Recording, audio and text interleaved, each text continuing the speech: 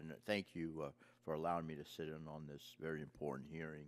As the former chairman of the Emergency Preparedness and Response Communications Subcommittee for Homeland Security, I recognize the need for the country to be proactive, not just reactive, to a host of biological threats, both natural and man-made. I'm glad that I can continue to be involved in the Energy and Commerce Committee, so I appreciate being given the opportunity to sit in on this subcommittee. Secretary Shalala, earlier you mentioned that the state and local agencies are the first in line of defense against outbreaks and attacks. You also said that much of their funding through block grant programs has been weakened. What should we do to enable state and local entities to be prepared to respond to outbreaks or attacks? Is there enough of a focus on medical surge capacity and mass prophylaxis capabilities? Do we need flexibility in our grant programs?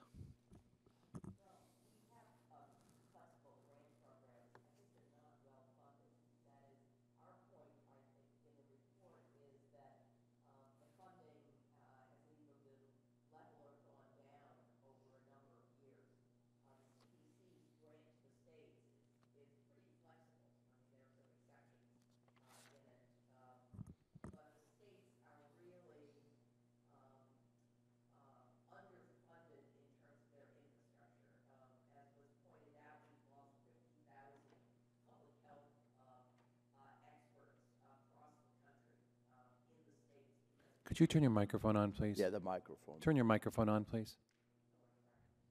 We've lost 50,000 public health employees in our states and local governments as well, and that has to be properly funded. The tradition has been to have almost a block grant that goes from CDC to the states. I believe in that tradition. I believe in the relationship between the CDC and states and local governments to build an infrastructure, because the CDC is not a line agency. When we're in an emergency, we think they are, but it's really the states and the local governments and their public health departments that are responsible for both the tracking, the identification for all of us in this country. And we have to make sure that infrastructure, the states are under great fiscal pressure in this country, and we have to make sure that infrastructure is beefed up, that stays in place. Thank you.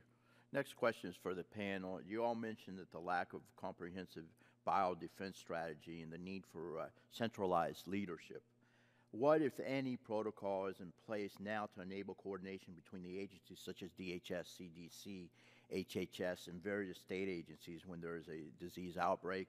And what capability gaps exist in coordinating efforts between agencies? What makes coordination a challenge? We could start with the Secretary. Well, I think earlier I talked about the fact that there were multiple agencies that are involved when we have an outbreak like this. And while HHS has very strong responsibilities and has the scientific and public health expertise, Homeland Security, the Defense Department, I mean, there are all sorts of agencies across the board, and we have made a very strong recommendation that the Vice President be the ongoing coordinator in this country, because the lead agency concept no longer works when you have various jurisdictions involved, and in particular when you need to work with the private sector, with state and local governments. Unlike FEMA, which basically can order people around, it's very difficult for one agency. And I say this reluctantly because as a former HHS secretary, I wanted to own the world.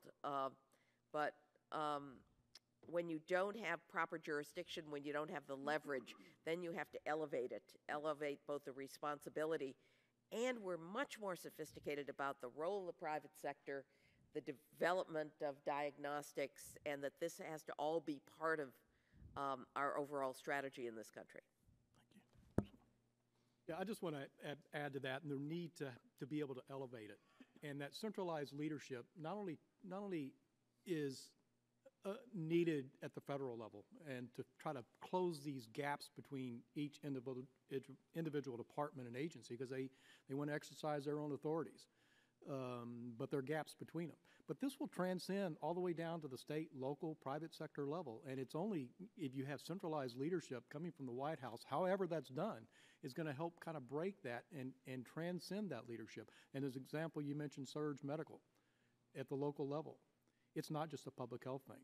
In fact, it's going to be more logistics. That's why emergency management and other disciplines are going to be so necessary to affect, in this, your example, surge medical dispensing of antibiotics. It's more logistics. Public health doesn't do logistics. So that's really why it's so important. This centralized leadership concept is just so critical. Everything comes back to it, and it transcends the federal, state, local, private sector levels to close these gaps that we have between the multiple disciplines and agencies that have to contribute to biodefense. Thank you. Thank you. I'll yield back. Thank you, Mr. Chairman.